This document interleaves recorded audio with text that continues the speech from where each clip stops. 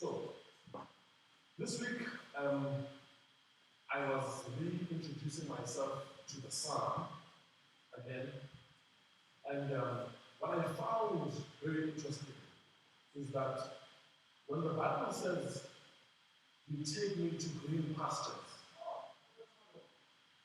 the psalmist is not saying green pastures like the lawn that we've got at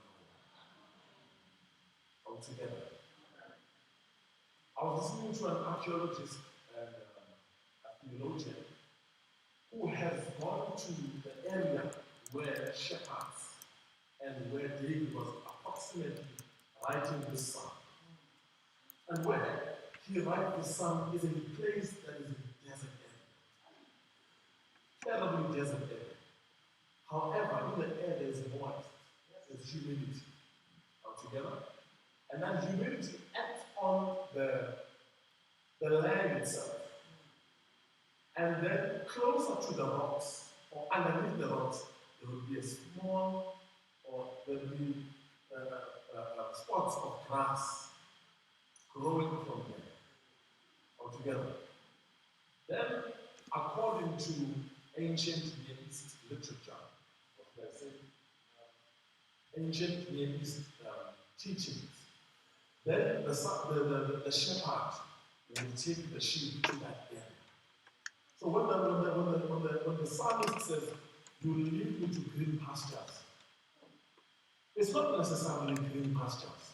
It's patches of greenery that God or that the shepherd has seen for your sustenance, which then brings us to the idea that the prayer that Jesus prays and says, "Give us this day our daily bread." So the psalmist is not leading you to luscious places that have countless places of greenery, but he leads you to fresh, lush patches of greenery that sustain you for today, only for today. So that you don't worry about what's going to happen tomorrow, but you just worry about where the shepherd is leading you today, and if whatever the shepherd is giving you today will be able to sustain you. Why do I say this? Because God at no point God does not want us overindulging altogether, because there's health consequences. There are other things as well, but that we're not yet into our points altogether. I'm just introducing the text. So, when the Bible says then, "You prepare a table for me in the presence of my enemies," David here is a shepherd and relates the shepherd kind of a lifestyle to that of him and God. So, to a sense, David is appreciative of how God has shepherded his life altogether. Others say David was thankful to the Lord for giving him a second chance, that even when he was anointed altogether, he became a killer altogether. How many of us can associate a pastor who probably is ordained to be a killer, and God still gives that pastor a chance and says, "This pastor is a person that is in my love altogether, is in the bosom of my heart." And so other theologians write and say, David, when he was writing this text, he was writing it thanking God for shepherding his life, even when he, as a sheep, was leading himself astray. And then he writes and says, "Oh God, my Father, you are the shepherd." Altogether. And then the Bible says, "The Lord is my shepherd. I have everything I need." Or other translations say, "I shall not want." So David is looking at God from a shepherd perspective and sees how he has led himself to the wall all the time, and how God always or continually restores his life. And he leads him as a shepherd. But I want us to focus on verse 5. I think I'm a bit excited about other text, but let me focus on verse 5. And so, number one that I wish for us to learn quickly, because of time, your enemy, this is point number one. So if you want to write it down, please do So your enemy is not the auspice or the conduit of the blessing that God will give you. Altogether. When David says, you prepare a table for me in the presence of my enemies, he is saying, you, O God, are the one who is giving me the blessings. Meaning that the enemy is not the auspice, is not the one that is holding the blessings of God, he's not the conveyor belt of the blessings that come from God. Altogether. Maybe let me make this more vivid. There's a story about Nelson Mandela together with his compatriots or his friends, Mr. Tambo and other leaders. In Robben Island, they were digging. All right? They were digging a hole. The guards asked, hey, come and dig this hole here. And then they dug that hole. They dug that hole. They dug that hole. They dug that hole. And as they dug that hole, they opened a very big ditch altogether. To the point whereby they started asking for water. And the height of the ditch was higher than their height altogether.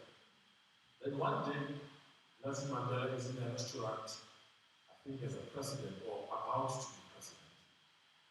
And he's sitting there in the restaurant there. He's eating food. And he sees a particular white guy, calls him over, and says, hey, come through, or tells his bodyguards, tell that white guy to come through and eat with us. So the bodyguards go and call that white guy, and that guy comes and eats. But as he's been told, order whatever you want. And this guy, he's shivering into his boots, he's sweating, he's trying to eat the food as quickly as he can so that he can easily exit. Then at some point, he then asks, can I exit? Because he's done eating. Then Nelson Mandela says, no, it's okay, cool. You can go. Then the bodyguards are like, hey, this guy is afraid then. Why is he shivering into his boots? He never thought that he would eat with a black person. And Nelson Mandela says, no, that's not right. The reason is that this guy is the one that was peeing over us when we were digging the well altogether. So, David here in the text says, God prepares the table. The enemy is not part of God's preparation. God is the one that sets up the table. The enemy is a spectator or an audience to the preparation that God is doing for you. The enemy has got no contribution to the ideas of God on preparing a table, or what kind of table to prepare for you. So it reminds me of the book of John chapter 17, where God says where Jesus says to God, oh Lord, give me the glory that we had in the beginning, where the angels together with creation have not seen the glory that I had. And because I'm just a mere human being, they underestimate how great a God I am. Give me that glory, so that they can see what it is that I am. Altogether. And so, Jesus is saying here, David is saying in the text, reveal yourself, O God, to my enemies, so that they can understand how great a God you are in my life. How is it that you are able to do things that even the enemies can marvel and wonder, how do we get that thing? Altogether. So, David is saying, reveal the stuff that you did in the beginning. So Jesus in John 17, he said, reveal how glorious I am. So that my enemies, even the ones who are fighting me, thinking that they are gods like the devil, can receive or can see that just because I've decided to humble myself, does not mean I'm not great. Reminds me as well,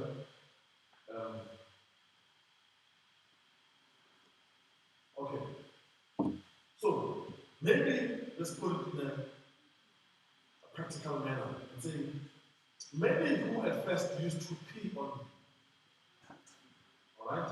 will be afraid when God blesses you. Because they will not part of that blessing. Not only that, because when they had the power, they used it evil, or they used it in an evil manner towards you. And they wonder now, what are you going to do now that you've got the power? Are we together? So when God blesses you, He blesses you to such an extent where your enemies shiver to their boots, asking themselves or wondering to themselves, what is he going to do now that he's got the power? So the man who was eating with Nelson Mandela on the table is not afraid of the fact that he's eating with black people. He's afraid that now that things have changed, blacks have got the power. What are they going to do to me now when I was sitting in terror in the first instance? And that's what happens when God blesses you in front of your enemies. Are we together? So what are we thankful for? We are thankful for the fact that in the presence of our enemies, God elevated us and gave us power. Are we together? So that when our enemies thought they got us in the most sensitive places, they recognize that no, that's not the case. They can do whatever they want to do with you. They can stop your salary. They can remove you from that. They can give you whatever kind of sickness.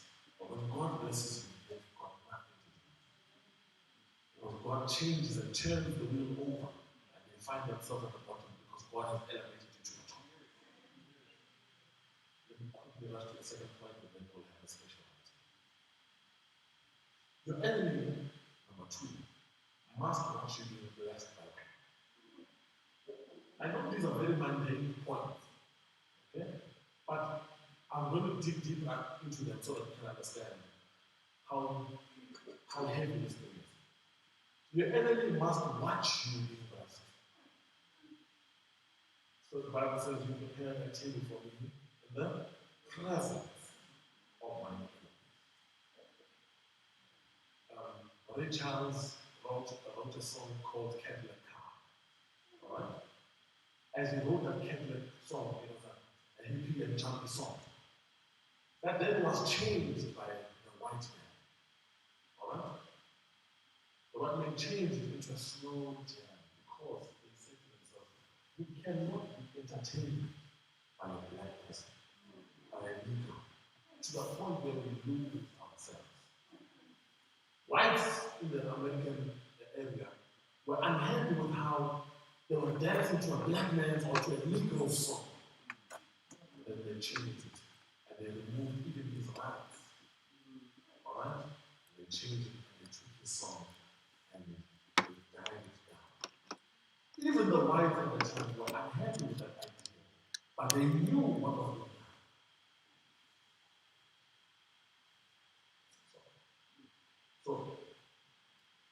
But even after that, Ray Charles kept on writing powerful songs, new songs, hippie and happening songs, to the point whereby they saw that they cannot stop this guy from writing good songs. So, David here, when he says the enemy must be an audience, David is saying, even if the enemy can try and stop me from enacting the blessings that you have given me, I'm going to continue to do so because you are making them watch how much you have blessed me. So that as they're trying to stop the tap is not stopped, but I continue, even if they try to stop the tap. Let me put it in a different kind of manner. Have you not seen that sometimes when someone gives another person a gift, we sometimes get jealous to say, but that thing happens, are we together? No. The reason why David says, you prepare a table for me in the presence of my enemies is because of this. David writes and then says, I am supposed to get a particular blessing. Other theologians write and say, David was writing this in view of what Saul was trying to do. To say, David, yes, is anointed, but he will never get to the throne. How many of us know of people who will make sure that, yes, we can see that you've got an anointing, And we can see that God wants you to be the leader of the church or leader of whatever company or leader of whatever organization or institution, but they try and smash and remove you so that they can be there. Are we together? I mean, even in South Africa, when Nelson Mandela was moving from the presidential seat, others already knew that someone was going to be killed so that someone else can enter. And in as much as that was a conspiracy, but it is something that was public knowledge altogether. Then others as well, as other presidents keep on being removed, others come in, others are sacrificed so that a particular person can come through altogether. And so David then writes and says, there's a great train that is moving towards my direction. But now that the grain is supposed to land on my table, it does not land because someone has moved the tracks away from me so that I don't get it. If they don't move the tracks, they move me. So that the grain that was meant to come my direction does not come. And one shall money and cut I must watch as others have been blessed, but yet I can see my blessing pass by me. And then when David says, right there when the enemy is removing the grain from me, you, O God, provide the grain. And the enemy must see that this grain that God is providing is better, if not greater, than the one that they were providing. Maybe they might taste it so that they can see that this is the real McCoy.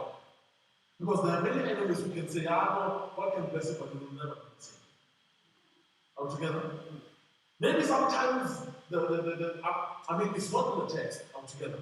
But maybe in my thinking, God must bless you and allow the enemy to be on the table so that they can feel what they were trying to hinder from. Even if they don't taste it, they must smell it. It must smell like the one that they were trying to remove from you. So that the one who's carrying a Gucci bag or driving a Rolls-Royce car, when they were trying to remove you from the blessing that were supposed to come to you, can see you driving in better cars and hold better bags. Why? Because God has blessed you. Let me extemporize this point and then give over to a special item. Let me extemporize this point in this manner. When Daniel was praying, the Bible says, and Gabriel came and says, in the instance that we started praying, I was dispatched from heaven to come and answer the prayer. You are greatly beloved, O Daniel. But as I was coming down, there was a fight that erupted, where the prince of Persia, which is the devil himself, stopped me from being able to come towards you. And until Michael came, was I able to come and deliver the message that was coming towards you and answer the prayer. And so when God says, when David says, you prepare a table for me in the presence of my enemies, I probably imagine that he was thinking of, he was not with Daniel, of course. He's older than Daniel. But I presume that maybe he was shown that kind of a scenario in his life where he would see Gabriel coming to Daniel, answering a prayer that Daniel had prayed a long time ago. But to Gabriel, it was 30 minutes altogether. And Gabriel says, I was stopped. I was stopped from being able to answer the prayer until Michael came. And so until God comes through, are we then able to receive the blessings that come toward our direction? So when the Bible says, you prepare a table for me in the presence of my enemy, the enemy must want you to be blessed. Even when they were trying to stop it in the spiritual realm, so that you don't experience it in the physical realm, God comes to you and says, you stop right there. You will never let my purpose end because I am God and you are just a living water. May God bless us in the name of Jesus. We still have a third and final point. Please sit tight and we are waiting for a special item. God bless you.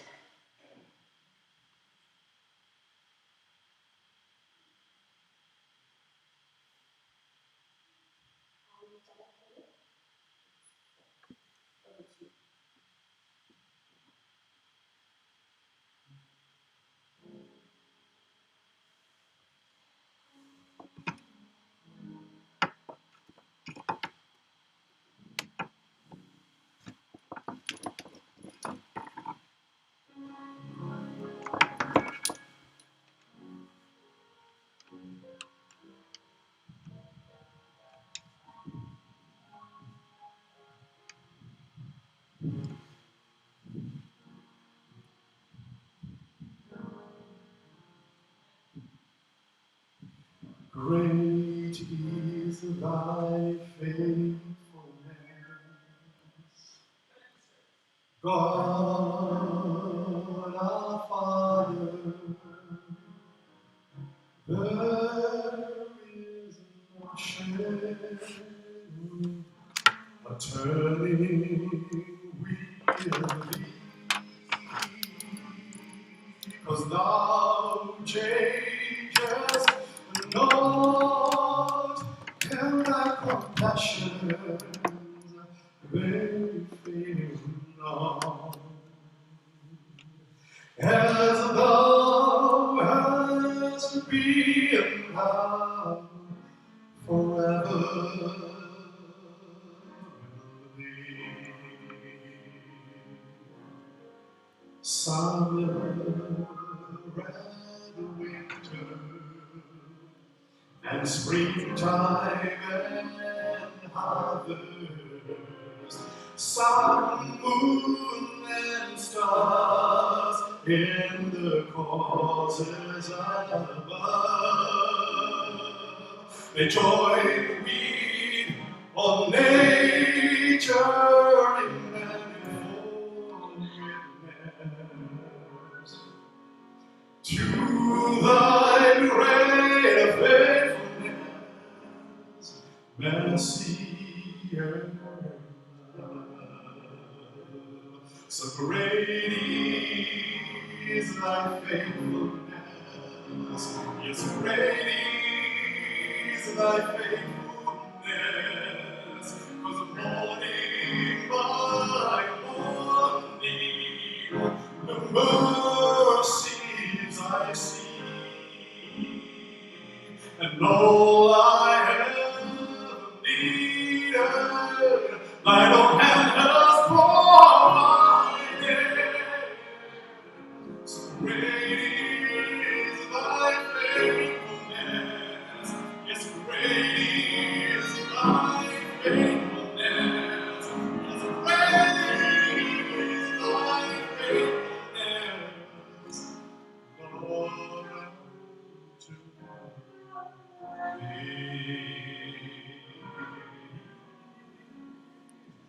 Great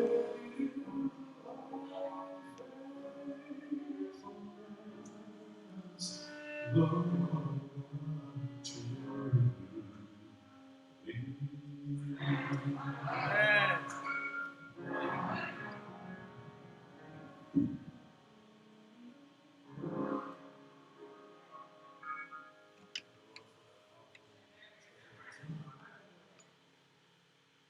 let's move to our last point. We are still on Psalm 23, verses 5, 9, 8, which says, "You prepare a table for me in the presence of my enemies." Number 3, and the final point that I wish for us to get, is that let God use his proxies to get things done. Altogether, God uses proxies to let things get done. A proxy, according to administration or business, is someone or something, that acts on behalf of someone else. Altogether,